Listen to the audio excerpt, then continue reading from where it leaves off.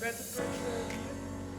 We hebben weer een hele hoop stilval ouders, zeker de tweede helft. Dus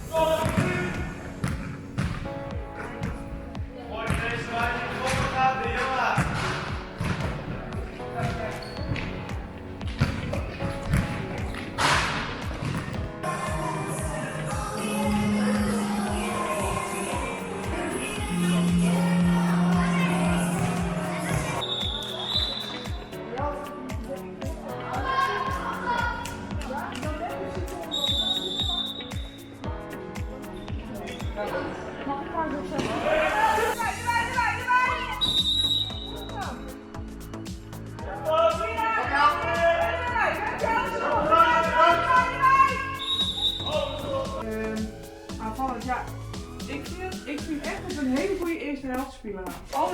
Een beetje hut, we winnen volle aanvallen, dat als dit de koe is. En die lange bal is van Jit naar Jit nooit. Als er dan niks gebeurt, als er dan niks gebeurt, hebben we eigenlijk net zo vol om die lange bal.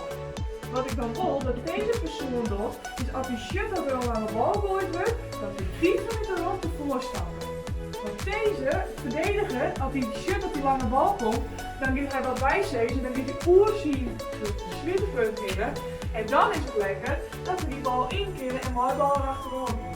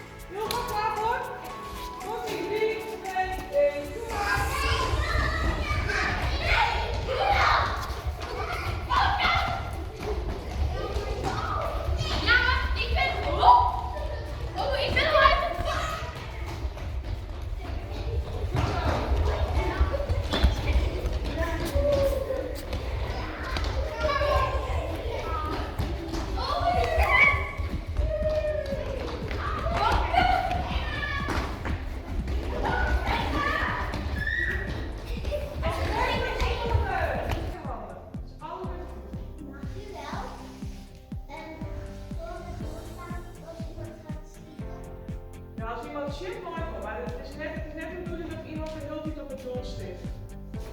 Ja, dus ik ben ik mooi aanvoeren, want dat is wel zo leuk. Ja, zo. En dan kies je een hoepel uit, dan kun je inspireren.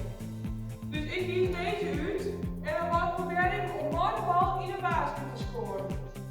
Ja, lukt mij dat, dan word ik deze hoepel waar ik de score ga mooi nemen. Maar die pion en hij is mis. Dan word ik de bal pakken en dan word ik nog een keer. Ik word nu deze hoepel, als ik zeg dat is het heel moeilijk, dan word ik weer de hoepel in de vuist. Dus die mis, dan word ik weg, dan word ik gevolgen